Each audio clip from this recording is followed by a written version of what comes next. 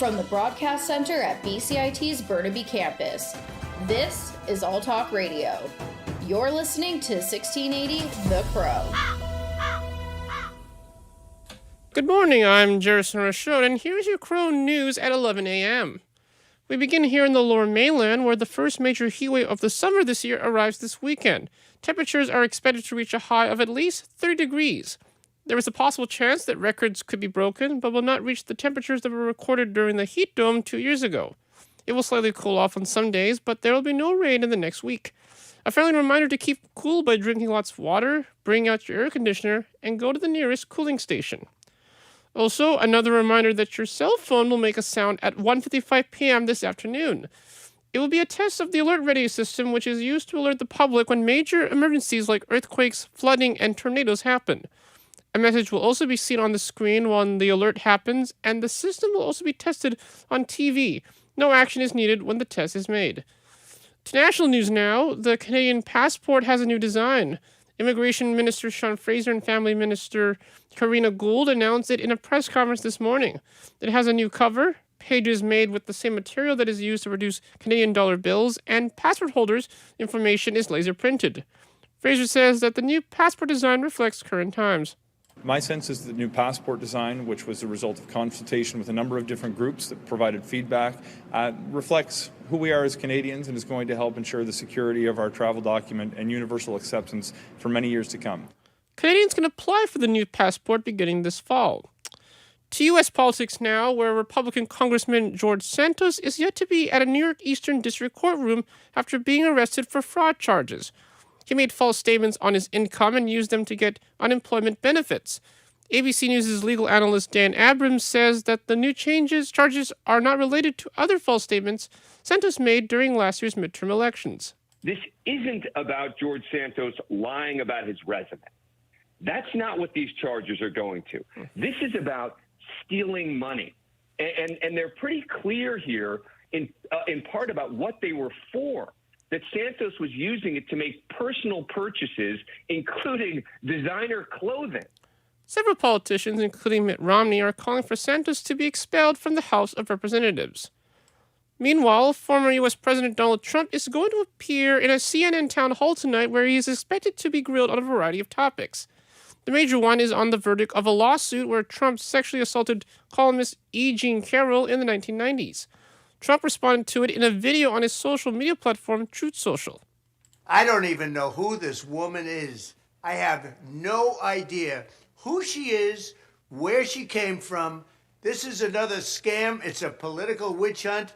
Carroll was awarded $5 million by a New York courtroom, but the jury didn't find her of being raped by Trump. The verdict is being appealed by Trump's team. Defense Minister Anita Anand says Canadian military members and their Latvian counterparts will begin training Ukrainian soldiers in Latvia this month. That means Canada is adding a third country to its training efforts under Operation Unifier, which is already active in Poland and the UK. She says it underscores Canada's commitment to Ukraine. But it is also a recognition that our world is growing increasingly dark, and that a year and a half into the further illegal and unjustifiable invasion of Ukraine by Vladimir Putin, we cannot let up. Anand made the announcement after a bilateral meeting with the Latvian defense minister in Ottawa. And now to the weather. It has been sunny most of this week and will still be sunny as the heat wave is about to arrive today. It'll be sunny for the entire day with a high of 18 degrees and a low of 9 degrees. The UV index today is 6, so you should wear sunscreen or find a cool place to stay when you are outside. But tomorrow, the wet temperature will start to increase with a high of 19 degrees. It is currently 14 degrees and sunny outside. Those are your headlines to 11 a.m. I'm Jerison Orishon, and you're listening to 1680 The Crow.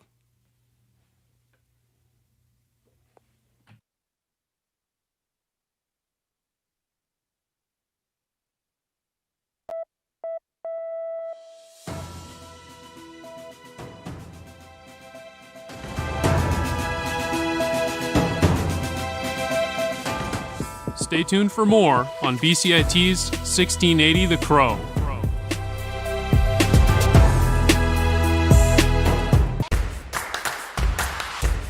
This is sports on 1680 The Crow.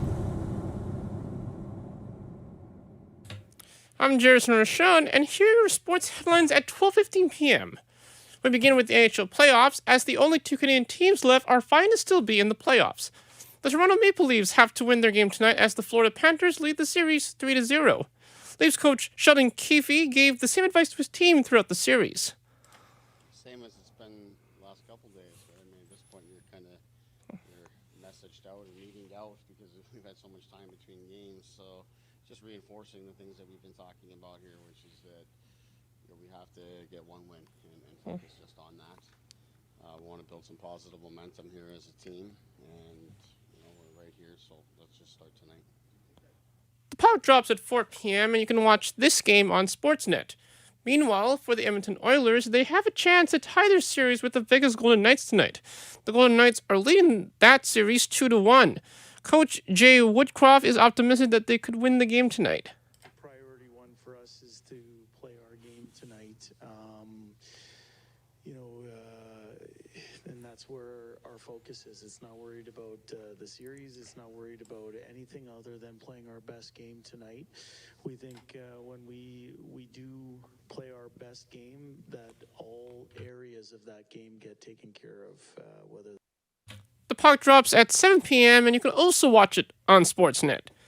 To the Toronto Blue Jays now, where they continue their series with the Philadelphia Phillies this afternoon in less than an hour. Kevin Gausman is expected to pitch today, while Zach Wheeler will pitch for the Phillies. Last night, the Blue Jays were beaten by the Phillies 8-4. First pitch is at 1:05 p.m., and you can see the game on Sportsnet. But on the other hand, the Los Angeles Angels end their series with the Houston Astros at the same time. Last night, one of the Angels' star players, Shohei Ohtani, broke the record held by Babe Ruth for the most career strikeouts of a two-way player. Ohtani now has 502 career strikeouts and also has the most career strikeouts in the MLB with at least 100 homers at the plate. Here is Angels manager Phil Nevin's thoughts on the record. He's just really good. I mean, he's human, and I think he made really one bad pitch to a guy that seems to do a lot of damage against us with Maldonado. I mean, he obviously does a great job behind the plate, and he's got into some balls against us. He won a couple games last year with home runs, and he got into another one today. Then the hits after that, I don't think were, the ball that went down the line, and but hey, they got a couple more points than we did. I thought both pitchers threw very well. Ohtani says that it's a great thing to pass him, but I felt like I could have struck out more hitters today. It's still early in the season. I just want to stay healthy. To the NBA playoffs now, where we have two exciting games tonight. It begins with the Miami Heat possibly ending their series with the New York Knicks as the Heat lead 3-1.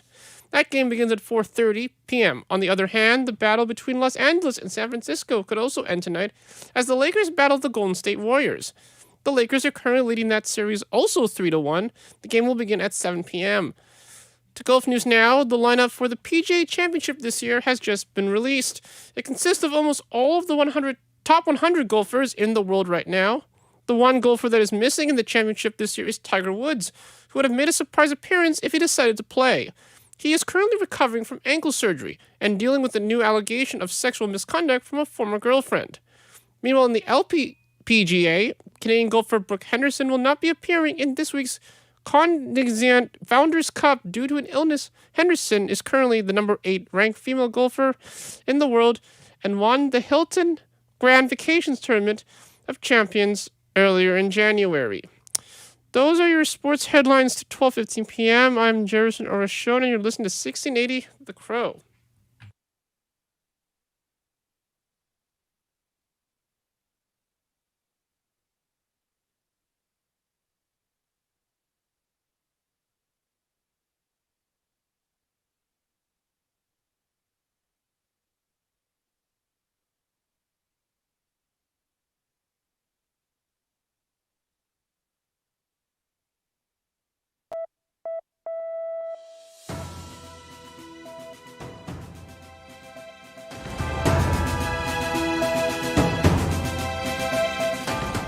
Stay tuned for more on BCIT's 1680 The Crow.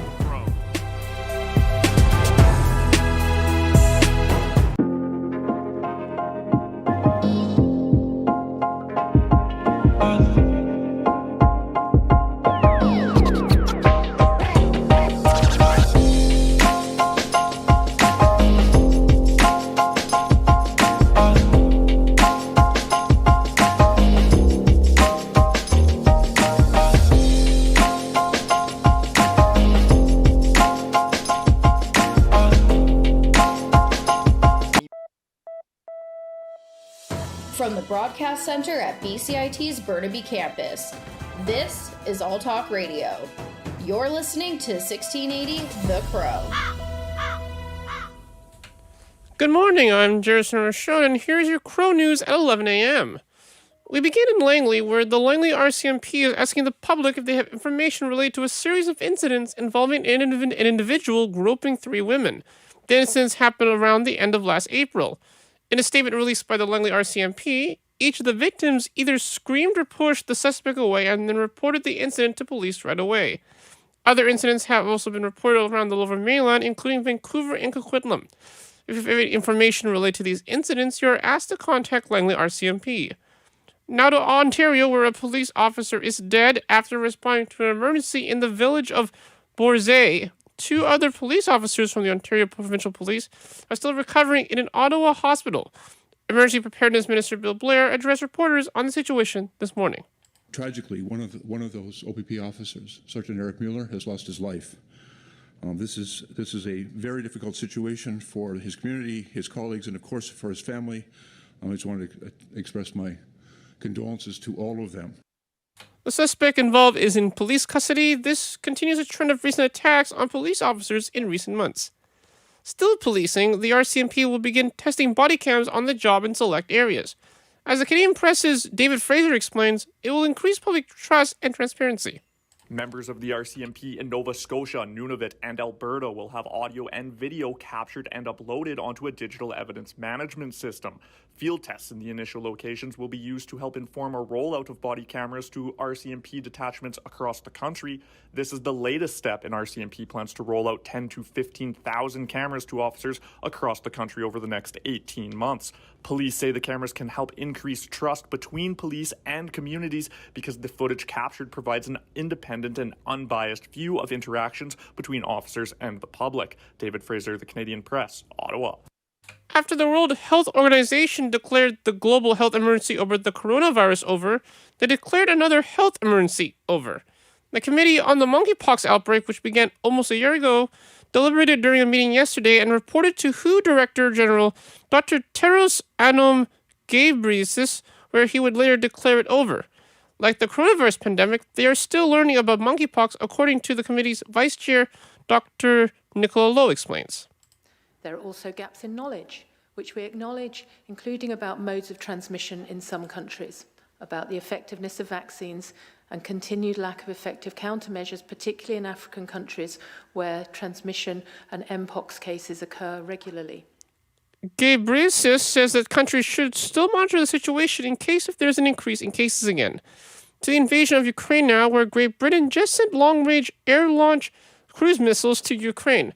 This would help Ukrainian pilots to target areas that are behind the front line. While Ukrainian President Volodymyr Zelensky says that their next counteroffensive against Russian troops will succeed, it will lead to major losses to their troops.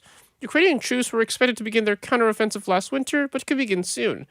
Without getting new military equipment, Zelensky describes their counteroffensive as unacceptable.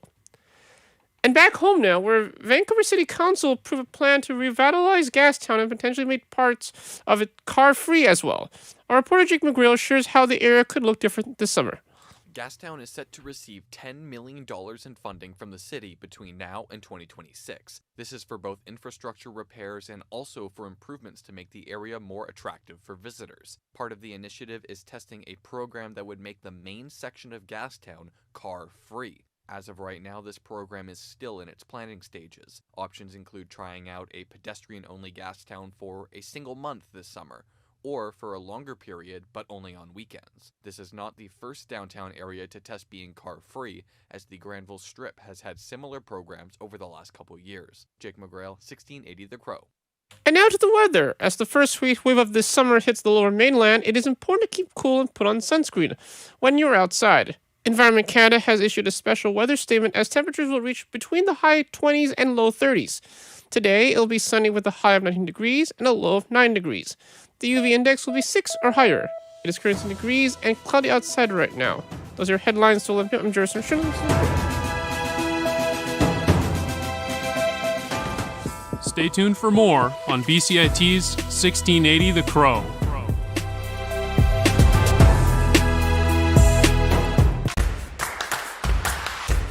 This is sports on 1680 The Crow. I'm Jerison Arashon, and here's your sports update at 12:15. Canada's sports minister says the federal government will respond to requests from former and current athletes about holding a national inquiry into the country's sports culture. Pascal Saint-On told a news conference the request is legitimate and she's working on a response. And just to be clear, I would like to reiterate my commitment and clear any doubts that may remain. I will respond to the requests from athletes and survivors for a national inquiry. This is a legitimate request, and I'm working to be able to announce this as soon as I can. St. Ogie commented as she unveiled a set of safe sport reforms. But to the NHL playoffs now, where the Seattle Kraken are still tied with the Dallas Stars in their series.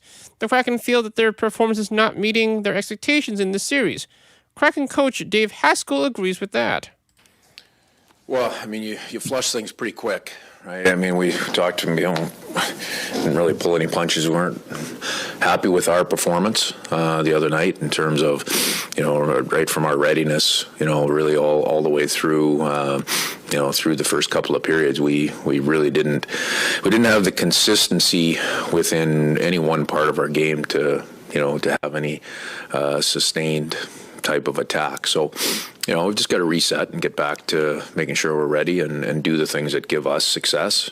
The puck drops at 6:30 p.m. But on the other hand, the Carolina Hurricanes could go to the next round in their series against the New Jersey Devils, where they are leading that series 3-1. Devils coach Lindy Ruff is hoping to still be in the series. It's the same. I mean, that hasn't changed. The fact we've got to move on. We've got to move on to the next game and know that a lot of the stuff we did in Game 3, the puck support, the pace we played with. We played too slow. We were a step behind. And they were a step ahead of us everywhere. The puck drops at 4 p.m. But now about that major event that happened during the Oilers game last night. The Vegas Golden Knights' Alex Pietrangelo slashed the Edmonton Oilers' Leon Draisaitl during the last few minutes of that game. Here were Connor McDavid's thoughts on that. Well, you'd like to see it reviewed for sure. I would like to see it suspended. I mean, it's as intent to injure as you can get. Time, score, clock, all play a factor. He comes from over his own head and, places it just kind of under Leon's chin. And here is Nick for his thoughts on that as well. Yeah, I mean, I can't speak for them, but on our end, we focus on playing between the whistles. We learned in the first series, it kind of cost us a few times, taking penalties off after the whistles. So I don't know. Try to frustrate them with hard play on our end, but I think it was pretty dirty play. And if you watch the video, he's winding up for a good few seconds. It's not like it's he's trying to make a hockey play. So out of our control, but just thankful Leon's okay. The NHL safety department will review that incident. To the NBA playoffs now, where two teams could go to the next round tonight. The Boston Celtics battle the Philadelphia 76ers, where the 76ers are leading that series 3-2. The Denver Nuggets battle the Phoenix Suns, and the Nuggets are also leading their series 3-2. And finally, to the NFL now, where they are set to announce the schedule for the 2023-2024 season. Yesterday, the league gave a sneak peek of the season by announcing the international games for the season. Most of those games will happen in London this October, while the last two games will happen in Frankfurt, Germany. The following month, making the return of the NFL to the country. There will also be the first Black Friday game, as the New York Jets will host the Miami Dolphins and the New England Patriots will welcome former quarterback Tom Brady as a fan in their home opener. The matchup for NFL Cup will be announced there tonight. And that is your sports update to 12:15 p.m. I am Jerison Orashon, and you're listening to 1680 The Crow.